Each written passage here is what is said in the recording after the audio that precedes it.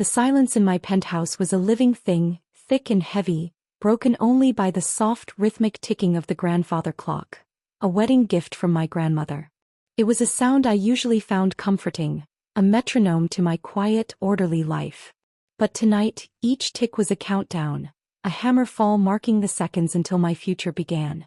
In 24 hours I would be Mrs. Alexander Blackwood. The thought should have sent a thrill of giddy excitement through me. Instead it settled like a lead weight in my stomach. It wasn't cold feet. I'd had those for months, a persistent nagging chill I'd attributed to pre-wedding jitters. This was different. This was a primal cellular dissonance, a scream from a part of me I'd long since buried under a mountain of duty and expectation. I stood before the floor-to-ceiling window, the glittering skyline of Viridia spread out before me like a carpet of stolen stars. This view, this apartment, this life, it was all part of the package. The Alara Vance package. Heiress to a waning fortune, last of a proud line, a suitable ornament for a man like Alexander. I was the restoration project for his old money and the beautiful, placid face for his new ambitions. My phone, sitting on the cold marble of the kitchen island, lit up. Alexander's face flashed on the screen. A perfectly curated photo of us sailing, his arm around me, both of us laughing with the ease of the truly privileged. But the laugh in the photo never reached his eyes. I was only just learning to see that. I picked it up. Alexander, is everything all right? I thought you were finalizing the last of the paperwork with your lawyers. His voice was a smooth, warm baritone, the one he used in boardrooms and charity galas. Everything's fine, my love. Just a last-minute complication with the merger. Jensen is being difficult. You know how he is. I did. Charles Jensen was his biggest rival and now his most crucial business partner. The wedding was, in many ways, the public seal on their corporate alliance. My family's name, though its financial luster had dimmed, still held immense social capital. I'm sure you'll handle it, I said, my voice automatic. Do you need me to do anything? No. Just get your beauty sleep. I want you radiant tomorrow. There was a pause and I heard a faint, muffled sound in the background like a whisper. I have to go, Alara. I'll see you at the altar. Alexander, wait.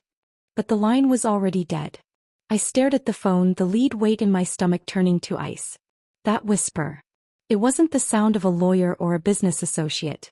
It was intimate. And then my own phone buzzed again. Not a call. A text. From an unknown number. A video file. My thumb hovered over the screen, a tremor starting deep in my core. Every instinct told me to delete it, to pour a glass of expensive wine, and to go back to staring at the city lights, pretending my life was exactly what I'd always dreamed it would be. But I couldn't. I tapped the screen. The video was dark, shaky, clearly filmed on a phone. It took a moment for my eyes to adjust. It was a bedroom I didn't recognize, all sleek, modern lines and minimalist furniture, lit by the ambient glow of a city view not unlike my own. And then the camera focused on Alexander. He was shrugging off his tailored jacket, his back to the camera. And wrapped around him, her arms snaking over his shoulders, her lips on his neck, was a woman. Isabella Rossi. His brilliant, fiery and notoriously ambitious corporate lawyer. The one who had been handling the merger. The world tilted. The air vanished from my lungs. The audio was crisp, horrifyingly clear. Isabella, not now, Alexander murmured, but there was no resistance in his voice, only a weary indulgence. Don't be like that, Alex, she purred, her voice like silken poison. Tomorrow you chain yourself to that mannequin. That vapid, ugly little socialite for the sake of your precious stock portfolio. I flinched as if struck. Ugly. The word echoed in the silent, empty space of my penthouse. I'd never considered myself a great beauty, but I'd never been called ugly. Plain perhaps. Quiet. But never that. Alexander didn't defend me. He just sighed, turning to face her. You know, it's just business, Bella. A necessary alliance. Her name opens doors, yours doesn't. Isabella pouted, a practiced, perfect expression. I know. But it doesn't mean I have to like it. Marry that ugly woman tomorrow. She pressed herself against him, her voice dropping to a conspiratorial, seductive whisper that filled my universe. But tonight, stay with me one last time. One last night just for us. Before you have to go through with it. The camera held on Alexander's face. I saw the conflict there, the war between duty and desire. And I saw the exact moment Desire won. He gave a single, slow, decisive nod. One last night, he agreed, his voice thick. The video ended. The phone slipped from my numb fingers, clattering onto the marble floor. The sound was like a gunshot in the silence. I didn't scream. I didn't cry. I stood there, frozen, the image of his nod seared onto the back of my eyelids. He agreed. He didn't just acquiesce, he nodded. He validated every poisonous word she said. Ugly. Vapid. A business transaction. The life I thought I had, the future I had resigned myself to, shattered into a million jagged pieces in the space of 30 seconds.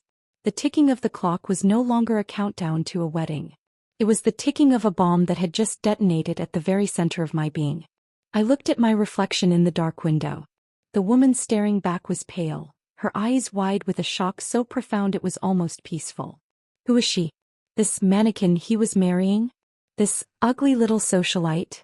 A strange, cold calm began to settle over me, smothering the initial, searing pain. This wasn't just heartbreak. This was a betrayal of such breathtaking magnitude that it felt less like an emotion and more like a fundamental shift in the laws of my reality. He thought I was a pawn. A quiet, placid, ugly pawn in his corporate game. He thought I would never fight back. As I stood there in the ruins of my old life, watching the dawn begin to bleed at the edges of the skyline, I made a decision. Alexander Blackwood had just signed his own ruin. And I, Ilara Vance, the mannequin, would be the one to hand him the pen. The wedding was off. But the show was just beginning. The first sliver of sun crested over the Viridia horizon, painting the glass and steel towers in hues of fire and gold.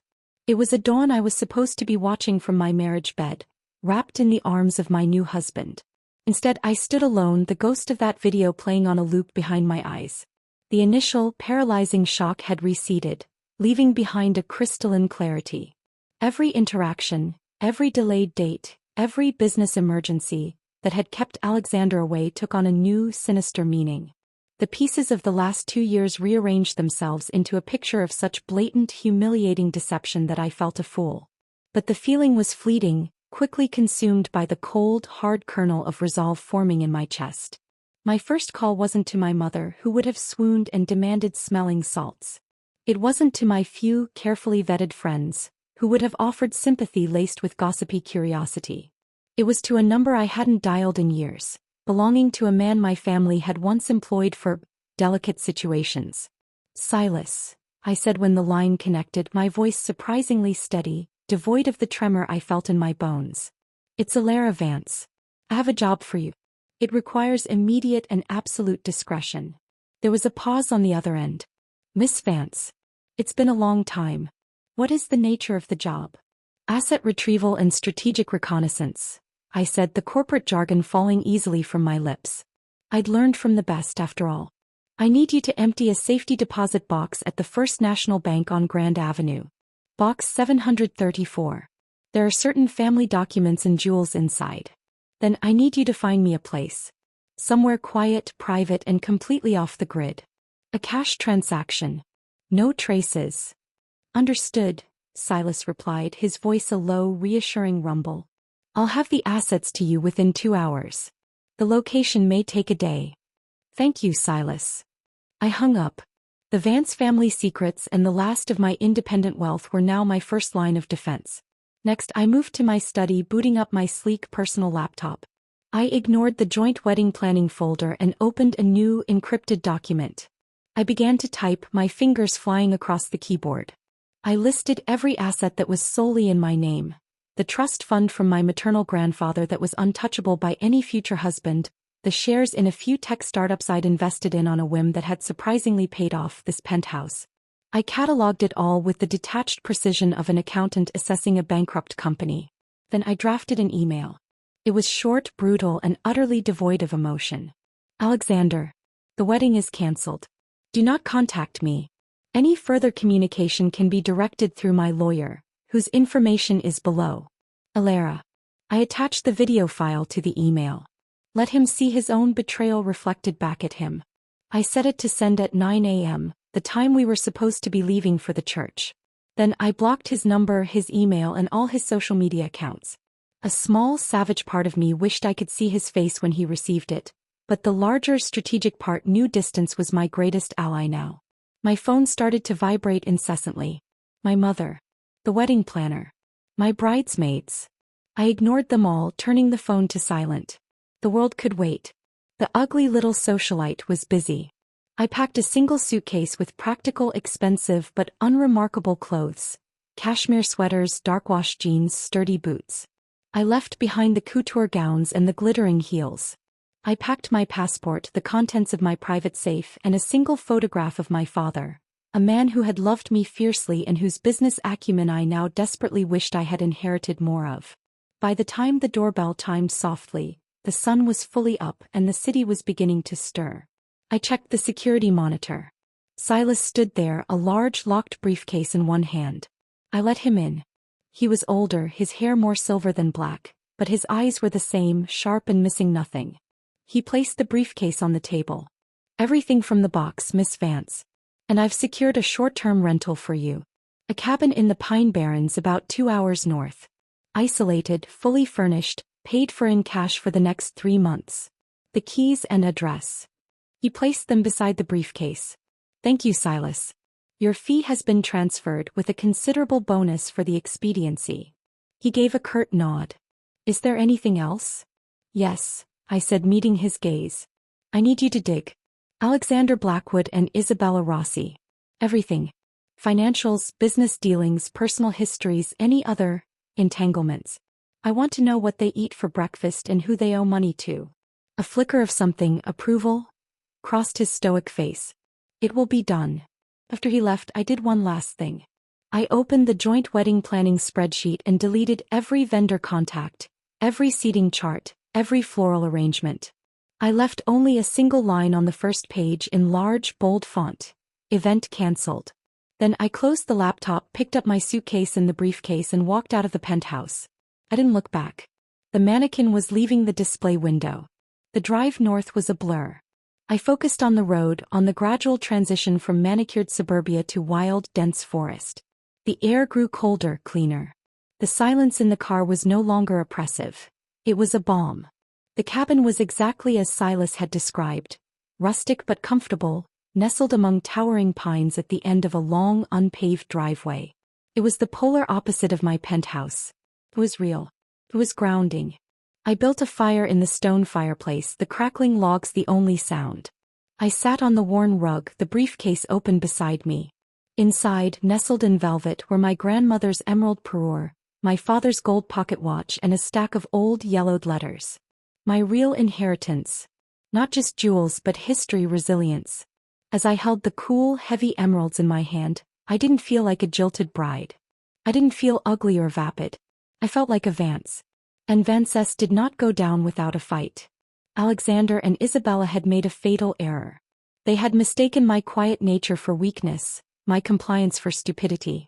They had torn down the carefully constructed facade of Alara, the society bride, and in doing so, they had unleashed someone they never knew existed. The dawn had broken. And with it, so had Alexander Blackwood's carefully ordered world. He just didn't know it yet. My regret had been burned away in the fire of his betrayal, leaving behind something harder, sharper, and infinitely more dangerous. The game was afoot, and for the first time in my life I was playing to win. A week passed in the hushed sanctuary of the pine forest. The world I had left behind erupted into a frenzy I observed from a safe digital distance. Silas had provided me with a secure, untraceable tablet, and through it I watched the fallout. The news headlines were a special kind of torture, each one a fresh twist of the knife. Blackwood Vance wedding, scandal of the season. Society heiress jilts tycoon at the altar. Mystery surrounds last-minute cancellation of wedding of the year. The official story, leaked from Alexander's camp, was a masterpiece of spin. It painted me as an unstable, emotionally fragile woman who had succumbed to pre-wedding pressures and fled, leaving a devastated Alexander to pick up the pieces. They'd even managed to get a quote from a source close to the bride, who lamented my delicate constitution. The audacity of it stole my breath.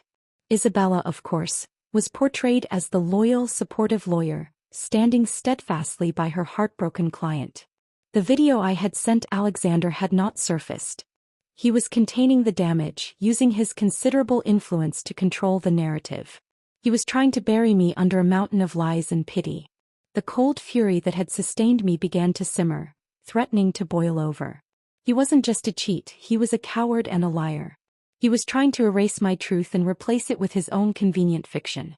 It was on the 8th day as I was chopping wood behind the cabin, a brutal physical act that did wonders for my rage, that I heard the crunch of tires on gravel. My heart seized. Silas wasn't due for another day. I grabbed the heavy axe, holding it not as a tool but as a weapon, and moved cautiously to the front of the cabin. A dusty dark green Land Rover was parked next to my own anonymous sedan. A man was stepping out. He wasn't Silas. He was tall, built with the solid, practical strength of someone who used his body for work, not for show in a gym. He wore worn jeans, a flannel shirt with the sleeves rolled up to his elbows, and a look of open curiosity on his face. His hair was a messy, sun-streaked brown, and his eyes, as they landed on me and the axe I was white-knuckling, were a calm, startling shade of green. "Whoa there," he said, his voice a warm, easy baritone that seemed to belong to the forest itself. He held up his hands in a placating gesture. "Didn't mean to startle you. Name's Liam Byrne. I own the land next door. Just came by to introduce myself and see if you needed anything. We don't get many new faces out here." I didn't lower the axe. "How did you know I was here?" He gave a half-smile, a gesture that crinkled the corners of his eyes. "Small community. Old man Henderson, who you rented from, is a friend. He mentioned he'd let the place to a woman from the city for a few months. Said you wanted quiet." His gaze flickered to the axe again. "Looks like you might be finding it." Slowly, reluctantly, I lowered the weapon, leaning it against the porch rail. "Elara," I said, not offering my last name. The less he knew, the better. "Elara," he repeated, and my name sounded different on his lips. Not a society column headline, but just a name. "Well, Elara from the city. I was just heading into town for supplies. If you need anything, groceries, a better axe, someone to show you which berries won't kill you, just give a shout. My place is about a half-mile through those trees." He gestured vaguely east. "I'm fine, thank you," I said, my voice clipped, the walls I had spent a lifetime building slamming back into place. He nodded, not pushing. "Suit yourself. The offer stands." He turned back to his Land Rover, pausing with his hand on the door handle. "For what it's worth, you don't look like the fragile type to me." My breath hitched. He knew. Of course he knew. The story was everywhere. He'd recognized me. I stared at him, my carefully constructed anonymity shattered in an instant. "You." "I keep to myself," he said, his gaze level and unsettlingly direct. "But I'm not a hermit. I saw the news." He didn't offer pity. He didn't offer condolences. He just stated a fact. "Seems to me like a man who loses a woman like you is the one who's fragile. And a fool." With that, he climbed into his vehicle and drove away, leaving me standing alone in the sudden, profound quiet, my heart pounding for a reason I couldn't quite name. His words echoed in my head for the rest of the day. "A woman like you." What kind of woman was I? A week ago I was a mannequin, an ornament.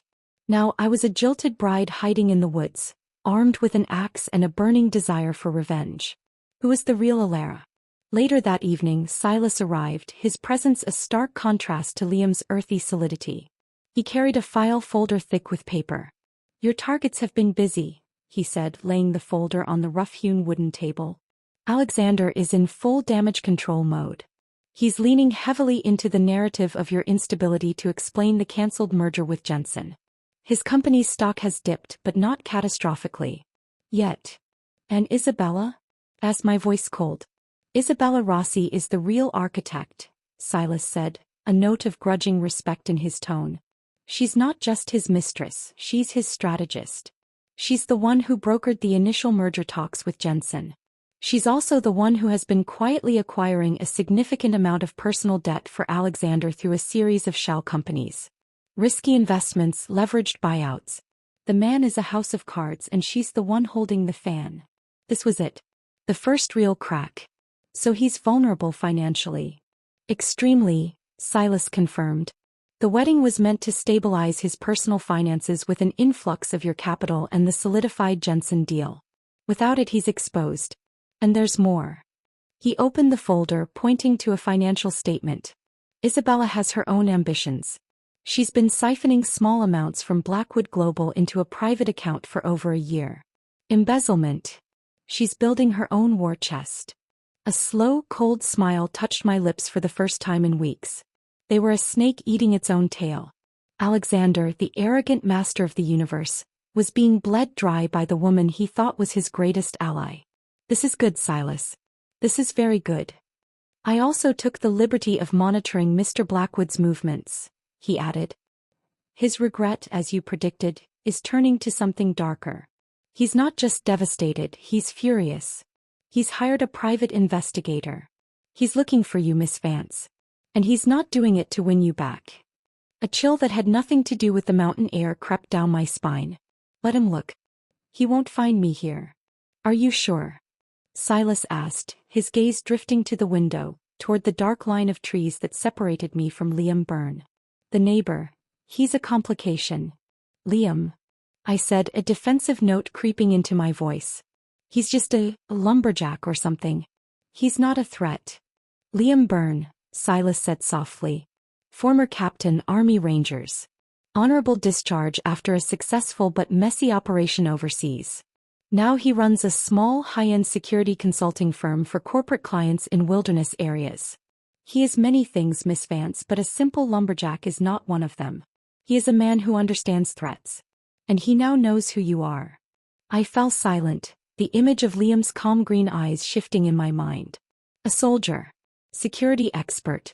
He had seen right through me not just as a jilted bride but as a potential liability, a person in hiding. His comment about me not looking fragile took on a new, professional weight. After Silas left, I felt more unsettled than before. The embers of my revenge were glowing brightly, the plan taking shape. But the world was pressing in. Alexander was hunting me. And my quiet refuge was shared by a man who was far more than he appeared. I stepped onto the porch, hugging myself against the cold. The stars were a brilliant, icy dusting across the velvet black sky, so much clearer here than in the city. I heard the distant, lonely cry of a wolf, a sound that should have frightened me but instead felt strangely comforting. It was a sound of wildness, of survival. Then from the direction of Liam's cabin, I saw the warm, steady glow of a light through the trees. It was just a pinprick in the darkness, but it felt like a presence. A watchful, silent sentinel. I was no longer just the wronged woman plotting vengeance. I was a player in a dangerous game with pieces moving on a board I was only beginning to understand. And I had just discovered that my isolated sanctuary had a king living right next door. 2 days after Liam's visit and Silas's revelation, a storm rolled into the Pine Barrens. It wasn't a gentle city storm. It was a primal, roaring tempest that shook the very foundations of the cabin. The wind howled like a banshee through the pines, and rain lashed the windows in horizontal sheets. The power flickered, died, and did not come back on. I was plunged into a profound, roaring darkness. The fire I'd built earlier was my only source of light and heat, its dancing shadows making the familiar rooms strange and menacing. I wasn't afraid of the dark, but the isolation, the sheer force of the storm, was a potent reminder of my vulnerability. Alexander was out there searching. And I was here alone in the black. I managed well enough for a few hours, using candles from a dusty cupboard to light my way. But as the night deepened and the temperature plummeted, the cold began to seep past the stone fireplace's reach. My city girl preparedness had extended to food and wine, but not to a backup generator. A loud crack followed by a tremendous thud made me jump. A tree or a large branch had come down nearby. My heart hammered against my ribs. What if it had taken out my car? My only means of escape? This was foolish. Hiding was one thing. Succumbing to panic in a powerless cabin in a storm was another. I needed to be smarter, tougher. I was about to bundle up and brave the elements to check the damage when a new light joined the flickering candlelight. The bright, steady beam of a flashlight approaching from outside. A knock, firm and confident, sounded on the door. I peered through the peephole. It was Liam, shrouded in a dripping waxed cotton jacket, the hood pulled up against the deluge. I unlocked and opened the door a crack, the wind immediately trying to tear it from my grasp. Liam. Generators on the fritz at my place too, but I've got a wood-burning stove that'll outlive this apocalypse, he said, his voice raised over the gale. So your lights were out. Wanted to check you were okay. Also, a big old oak came down across the driveway. You're not going anywhere tonight. The confirmation of my fear sent a fresh jolt of anxiety through me. Trapped. You're welcome to wait it out at my place, he offered, his green eyes scanning my face in the beam of his flashlight. It's warmer. Or I can help you get a better fire going here. Your choice. I hesitated. The part of me that was Alara Vance, society recluse, wanted to shut the door and huddle alone in the dark. But the part of me that was learning to survive, the part that had held an axe with lethal intent, knew that pride was a luxury I couldn't afford. Stubbornness could get me killed out here. Come in, I said, stepping back. He ducked inside, bringing the scent of rain, pine, and cold, clean air with him.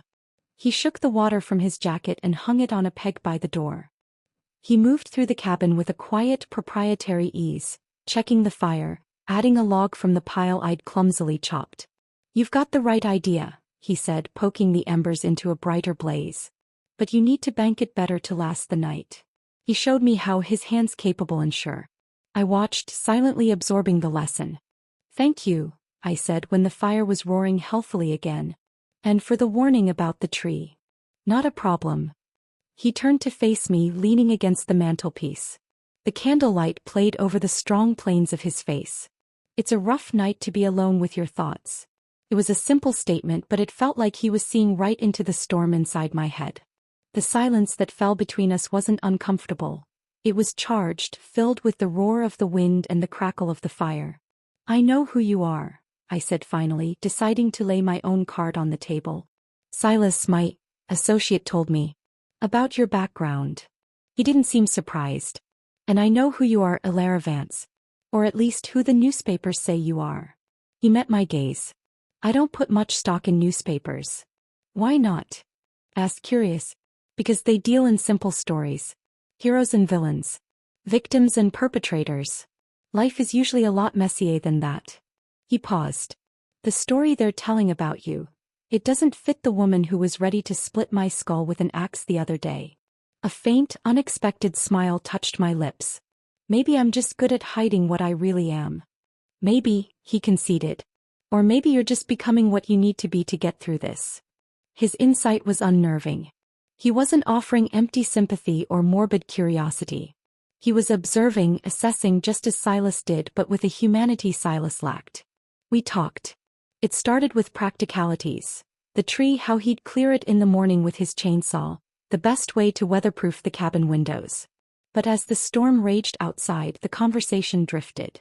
I didn't tell him about the video or my plans for revenge, but I found myself talking about my father, about the pressure of my name, about the stifling feeling of living a life designed for someone else. He listened, truly listened, without judgment. And he told me a little of his own story. Not the soldier part, but why he'd left it behind. The desire for silence after too much noise. For a life built with his own hands, not one dictated by orders or boardroom politics. It's why I live out here, he said, his gaze on the fire. The world gets loud. People try to put you in a box, tell you who you are. Out here, the only thing that defines you is what you do. How you chop your wood. How you weather the storm. I looked at him, really looked at him. This man wasn't just a handsome distraction. He was a mirror reflecting a version of myself I was only beginning to recognize. A version that was capable, resilient, and free. The night wore on, the storm eventually beginning to subside, its fury spent. The silence it left behind was soft, peaceful. I should go, Liam said, pushing himself off the mantelpiece. You should be all right now. The fire will hold till morning. I walked him to the door. Thank you, Liam. For everything. He pulled on his still damp jacket and turned to me. In the dim light, his eyes were dark pools of green. Anytime, Alara. He reached out, and for a heart-stopping moment I thought he might touch my face. But he just gestured to the axe still leaning by the door. Remember, you're not the one who needs to be afraid. Then he was gone, swallowed by the dripping post-storm darkness. I closed the door and leaned against it, my body thrumming with a strange new energy. The cold fear from earlier was gone. In its place was a warmth that had nothing to do with the fire.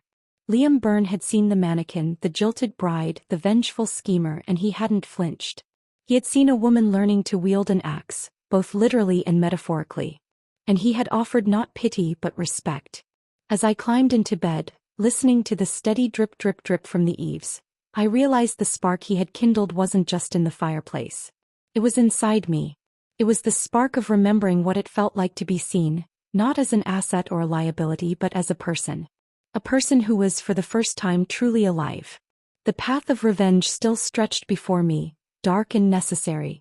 But for the first time I could see another path, a fainter one, winding through the sun-dappled pines toward a quiet, solid cabin and a pair of calm green eyes. And I knew with a terrifying certainty that I wanted to walk them both. The morning after the storm was a world reborn.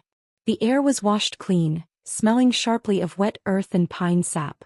Sunlight streamed through the canopy, dappling the forest floor. And true to his word, Liam was already there, the roar of his chainsaw cutting through the morning quiet as he cleared the fallen oak from my driveway. I watched him from the porch, a mug of coffee warming my hands. He worked with a powerful, economical grace, muscles bunching and shifting under his sweat-dampened t-shirt. This wasn't the performative fitness of a gym rat. This was strength with a purpose. It was compelling.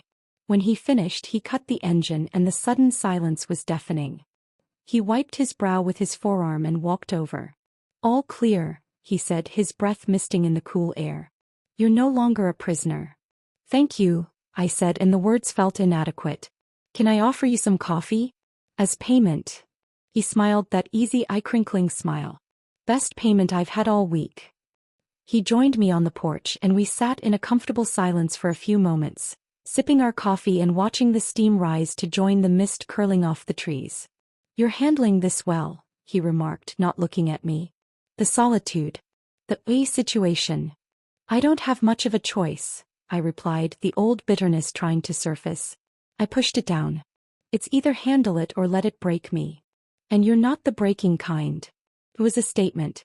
"Not anymore." I took a deep breath, deciding to test the waters. "Liam, you said you do security consulting. What does that entail exactly?" He turned his head, his gaze sharpening with professional interest. "It depends. Mostly, I assess physical vulnerabilities for corporate retreats, private estates in remote locations. I design security protocols that work with the environment, not against it. Sometimes, it involves personal protection for high-net-worth clients who want to disappear for a while." He paused, his eyes knowing. "Why? Are you in the market?" "I might be," I said carefully. "The man I was supposed to marry, he's looking for me. And he's not the type to take no for an answer." Liam's expression grew serious. "Silas mentioned that. Do you think he's a physical threat?" "I don't know. I never thought he was capable of any of this," I admitted, gesturing vaguely to encompass the entire mess of my life. "But I do know he's arrogant, used to getting what he wants, and I've publicly humiliated him. A cornered animal is always dangerous." "He is," Liam agreed, his voice low and certain. "I've seen it." He didn't elaborate, but the weight of his experience hung in the air between us. "What's your plan, Alara?" "Hiding out here is a short-term solution. You can't live in this cabin forever." It was the question I'd been asking myself. The embers of revenge were one thing, but I needed a forge to shape them into a weapon. "My plan," I said, meeting his gaze squarely, "is to make sure he never hurts anyone like this again. To expose him for what he is. Not just as a cheat but as a fraud." A slow smile spread across Liam's face, but it wasn't a pleasant one. It was the smile of a predator who had just spotted a worthy hunt. "Now that sounds like a plan I can get behind. Defensive measures are good. But a good offense, that's better." For the next hour we talked strategy. Not as a victim and her protector, but as two allies planning a campaign. I told him about the financial vulnerabilities Silas had uncovered, about Alexander's debt and Isabella's embezzlement. Liam listened, asking sharp, perceptive questions about Alexander's personality, his ego, his public image. "His image is everything to him," I said. "It's his currency. More than money." "Then that's what we target," Liam said. "We don't just reveal the affair. That's a personal scandal. We reveal the financial house of cards. We show the world that the great Alexander Blackwood is not a titan of industry, but a desperate gambler being played by his own lieutenant. We make him a laughingstock in the one arena he values most, the boardroom." The "we" echoed in my soul, a powerful, intoxicating sound. I wasn't alone. Silas is gathering the hard evidence, I said. But getting it out there. Alexander controls most of the major media outlets in the city. He'll bury it. Then we don't use the major outlets, Liam countered. We use the ones he can't control. The financial blogs, the independent journalists, the social media sleuths. We create a drip feed. A rumor here, a leaked document there. We let the story build its own momentum. By the time he realizes what's happening, it'll be a tsunami he can't stop. It was brilliant. It was ruthless. It was exactly what Alexander deserved. Over the next 2 weeks, a new routine developed. My days were no longer spent in brooding isolation. They were spent in a war room of our own making. Liam would come over or I would go to his cabin, which was a revelation. It was a functional, masculine space, but with surprising comforts. The war room was Liam's cabin. Where mine was a rented refuge, his was a home, built with his own hands and steeped in his essence. It smelled of cedar, gun oil, and fresh coffee. One whole wall was a map of the world, dotted with pins in places I could only guess at. Another was a floor-to-ceiling bookshelf, a chaotic mix of military history, poetry, and thrillers. It was the sanctuary of a man who had seen chaos and chosen order on his own terms. We worked at a large, scarred oak table, our command center. Silas's digital dossiers were spread out before us, a constellation of human venality. Liam had set up a secure, encrypted server that made my previous tech look like a child's toy. The key is timing and sequence, Liam said, his finger tracing a line on a flowchart he'd drawn on a legal pad. His mind worked with a soldier's precision. We start with the embezzlement. It's the driest but most damning. We leak the bank transfers from Isabella's shell company to her private account to the financial ledger. They're small, but they hate Blackwood since he pulled his advertising after a negative piece years ago. They'll run with it. I watched him, a strange feeling blooming in my chest. A mixture of awe, gratitude, and something else, something warmer and more terrifying. He was doing this for me. Not for money I'd offered, he'd refused with a firm shake of his head, but because he believed in the cause. Because he saw an injustice and had the skills to correct it. Then, he continued, while Blackwood and Rossi are scrambling to explain that, we hit them with the personal debt. The leveraged buyout of that tech startup that went belly up. We send that to the tech bloggers. They'll love the schadenfreude of the mighty Blackwood making a rookie mistake. And the video? I asked, my voice barely a whisper. The memory of it was still a raw wound, though now it felt more like a scar. Tough but healed over. Liam's gaze softened as he looked at me. The video is our tactical nuke, Ilara. We use it last. After we've established the financial incompetence and the corruption, we release the video. It connects all the dots. It shows the personal betrayal that fueled the professional one. Makes it a story everyone can understand. It's not just about numbers on a screen. It's about a man who is rotten to the core. His strategy was perfect. It was a dismantling, piece by piece. We sent the first leak. The following day, a small but respected financial blog ran a piece titled, Irregularities in Blackwood Global Subsidiary Funds. It was buried on page 6, but it was a spark. I watched the digital fallout from the safety of the Pines. Alexander's PR team went into overdrive, issuing a statement about accounting errors and internal reviews. It was a classic non-denial denial. Liam smiled, a predator's smile. They took the bait. They're treating it as a minor nuisance. Perfect. The next leak about the failed buyout landed with a louder thud. The tech world, always eager to see a Goliath stumble, picked it up. Headlines began to ask, is Blackwood losing his Midas touch? I could almost feel Alexander's fury radiating from the city. My phone, which I kept only for monitoring the news, buzzed with a call from an unknown number. I let it go to voicemail. Ilara, for God's sake. Alexander's voice was strained, a desperate attempt at warmth that fell utterly flat. This is insane. We need to look. This negative press, it's damaging to both of us. We can fix this. Just call me back. I deleted the message. There was no we. There hadn't been for a long time. The pressure was building. News vans were camped outside Blackwood Global. The company's stock began a slow, steady decline. The narrative was shifting from jilted tycoon to embattled CEO. It was during this escalating storm that Isabella Rossi made her move. Seeing the ship beginning to sink, she tried to abandon it. Silas intercepted communications of her quietly reaching out to rival firms, offering her invaluable insider knowledge of Blackwood's weaknesses in exchange for a position. "She's turning on him," I said, a thrill of vindication coursing through me. "It was inevitable," Liam replied, his voice cold. "People like that have no loyalty, only self-interest. We can use this. We'll leak her disloyalty to Blackwood. Let them tear each other apart first.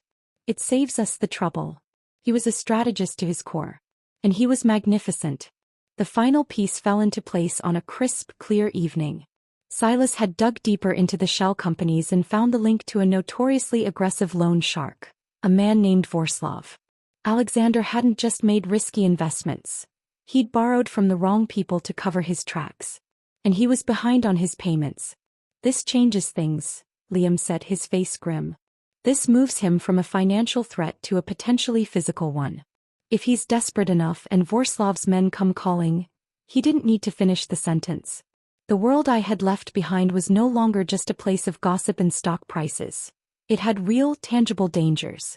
I looked around Liam's cabin, at the fire crackling in the hearth, at the man who had become my unlikely general. This was my reality now. It was messy and dangerous and real. "I'm not afraid," I said, and I meant it. Liam looked at me, the grimness in his expression melting into something else, something deep and admiring. "I know you're not." He stood up and came around the table, stopping in front of me. The air between us crackled with the same energy as our first meeting, but now it was familiar, welcome. "Elara," he began, his voice low. "When I first saw you, you were a ghost haunting your own life. Now you're the most alive person I know." He didn't give me a chance to reply. He cupped my face in his hands, his touch calloused and infinitely gentle, and kissed me. It wasn't a kiss of pity or of passion born from shared trauma. It was a kiss of recognition. It was the meeting of two equals who had found each other in the wreckage. It tasted of coffee and resolve and the sweet, cold air of the forest. It was a beginning and a promise. When we finally broke apart, breathless, the world had rearranged itself. The path of revenge was still there, but the path toward Liam was no longer faint. It was a wide, sunlit road, and I was already walking down it. He rested his forehead against mine. "We finish this. Together. And then we build something new. Something that's ours." The unraveling of Alexander Blackwood was nearly complete. But in its place, something was being woven, something strong and resilient and true, forged in the quiet of the pines and the heat of a shared purpose. I had come here for vengeance. I had found a second love. And I was ready to claim them both. The world was watching. The drip feed of leaks had become a flood, and the story of Alexander Blackwood's downfall was the only thing anyone in the city could talk about. The board of Blackwood Global had called an emergency meeting. His stock was in freefall. The Jensen merger was a smoking crater. The accounting errors had blossomed into a full-scale SEC investigation. And then we launched the nuke. Liam handled the release of the video. He didn't just send it to a news outlet. He embedded it in a detailed timeline, connecting Isabella's embezzlement to Alexander's desperate financial gambles, all framed by their venomous conversation. He posted it on an anonymous, secure channel and let the internet do the rest. It went viral in minutes. The public, which had largely pitted Alexander, turned on him with the ferocity of a scorned lover. The narrative was irresistible. The arrogant billionaire brought low not by a rival, but by the quiet, ugly fiancée he'd so carelessly discarded. I was no longer the fragile heiress. I was a folk hero, a symbol of every woman who had ever been underestimated and betrayed. My anonymity in the woods was my shield, but it was about to be tested. The call came to the landline at the cabin, a number only Silas and Liam had. It was Silas. "He's gone, Miss Vance," he said, his voice taut with urgency. "Alexander. He's not at his penthouse, not at the office. His car was spotted on the highway heading north out of the city. He's erratic. The pressure from Vorslav's men has become physical. I believe he's coming for you." A cold knot tightened in my stomach. I'd known this was a possibility, but hearing it confirmed was different. I looked at Liam, who was already moving, his body coiled with a familiar, lethal readiness. "How long?" Liam asked, his voice calm as he checked the load on the heavy pistol he took from a locked cabinet. "An hour, maybe less," Silas replied. "I've alerted local law enforcement, but their response time is slow. I'm on my way, but I'm farther out. Don't, Liam said firmly. We'll handle it. Maintain your position and monitor. He hung up and turned to me. Ilara. I'm not running, I said, my voice steady despite the hammering of my heart. This was my home now. I wouldn't let him drive me out of another one. A grim smile touched Liam's lips. I didn't think you would. He handed me a small, sleek device. Panic button. Press it and it sends a direct GPS signal to the sheriff. Now here's the plan. The plan was simple. Lure and contain. We wouldn't try to stop him from arriving. We would use the environment to our advantage. Liam moved my car behind his cabin and had me wait inside his place, which was a fortress compared to mine. He positioned himself in the tree line with a clear view of the driveway, a shadow among shadows. The wait was the longest of my life. Every creak of the cabin, every snap of a twig outside, sent my pulse racing. I held the panic button in one hand and my father's heavy gold pocket watch in the other, its steady tick anchor in the storm of my fear. Then I heard it. The roar of an engine, pushed too hard on the gravel road. Tires skidded to a halt. I peered through a slit in the curtains. Alexander's black luxury sedan was parked haphazardly, the driver's door hanging open. He looked unraveled. His custom-tailored suit was wrinkled, his hair disheveled. There was a wild, desperate look in his eyes that I had never seen before. This wasn't the cool, collected tycoon. This was a cornered animal, just as Liam had said. He stalked towards my empty cabin, his movements jerky with rage. Ilara, he bellowed, his voice cracking. I know you're in there. You think you can destroy me? You think you can hide? He tried the door, found it locked, and in a burst of fury he kicked it, the wood splintering around the lock. He disappeared inside. This was the moment. I slipped out of Liam's cabin and moved quietly to the side of my own, as Liam had instructed. I needed him to see me. I needed to be the one to face him. A minute later he stormed back out, his face a mask of confusion and fury. Where are you, you bitch? I'm right here, Alexander. He spun around. I stood 20 feet away, my arms crossed, the picture of calm I did not entirely feel. The morning sun caught the glint of my grandmother's emerald necklace, which I had put on like a suit of armor. He stared at me and for a second I saw the man I had almost married, the handsome, charming facade. Then it crumpled, replaced by pure, undiluted hatred. He spat. You did this. You ruined everything. You ruined it yourself, I said, my voice cold and clear. I just held up a mirror. It was just business, he roared, taking a step toward me. You were a business decision. A necessary one. And you were supposed to be quiet. You were supposed to do as you were told. The mannequin has a voice now, Alexander. And it's telling the world what you are. His face contorted. I loved you. The lie was so blatant, so pathetic, it was almost funny. No, you didn't. You loved what my name could get you. And you agreed with her that I was ugly and vapid. You nodded. I took a step forward, my own anger rising hot and clean. That nod was the only honest thing you've ever done. His composure shattered completely. With a guttural cry he lunged for me. He never reached me. Liam materialized from the trees like a phantom, intercepting him with brutal efficiency. He caught Alexander's arm, twisted it behind his back and drove him face-first into the dirt, a knee planted firmly in his spine. Alexander grunted, struggling for a moment before going still, defeated. Liam looked up at me, his eyes asking a silent question. Are you okay? I walked over and stood above Alexander, looking down at the man who had once held my future in his hands. He was just a man. A weak, pathetic, broken man. The last vestige of his power over me evaporated, carried away on the mountain breeze. The police are on their way, Alexander, I said quietly. I'd say I'm sorry it ended this way, but we both know that would be a lie. His eyes, full of a mad, helpless rage, met mine. You'll regret this. No, I said, turning my back on him. I already have my only regret. It was ever thinking you were worth a single second of my life. I walked away towards Liam, who was securing Alexander's hands with a zip tie. The sound of distant sirens wove through the songs of the birds. It was over. The confrontation wasn't a dramatic, violent climax. It was an execution. Not of a man but of a ghost. The ghost of the life I was supposed to have, the woman I was supposed to be. As I watched the sheriff's deputies haul a cursing, broken Alexander to his feet, I felt no triumph, only a profound and utter peace. The past was finally, truly behind me. The aftermath was a quiet hum. Alexander was charged with trespassing, breaking and entering and making threats. It was a holding pattern. The real noose was tightening downtown, woven from the threads of financial fraud and illegal loans we had exposed. His empire was collapsing in on itself, a black hole of his own making. Isabella, in a desperate bid for leniency, turned state's evidence against him, confirming every detail of the embezzlement and the toxic inner workings of Blackwood Global. The video had sealed both their fates. They were destined to spend the next several years in a legal battle that would strip them of every dollar and every shred of dignity. They had destroyed each other just as Liam had predicted.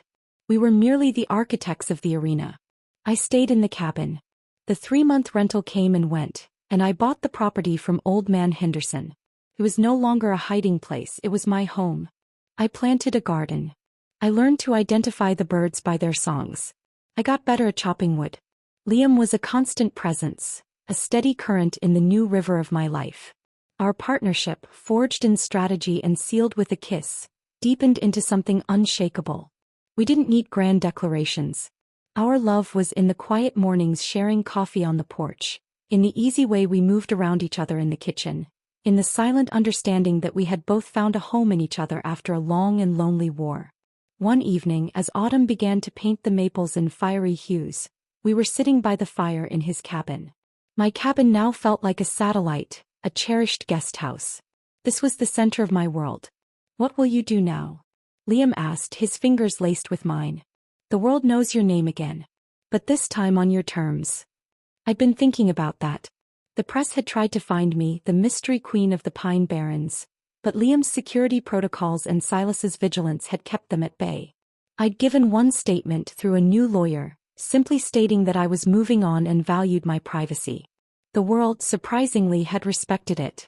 "I was thinking of starting a foundation," I said, the idea having taken root over the past few weeks. "For women leaving situations of financial and emotional control. Helping them find their feet, legally and personally. I have the resources.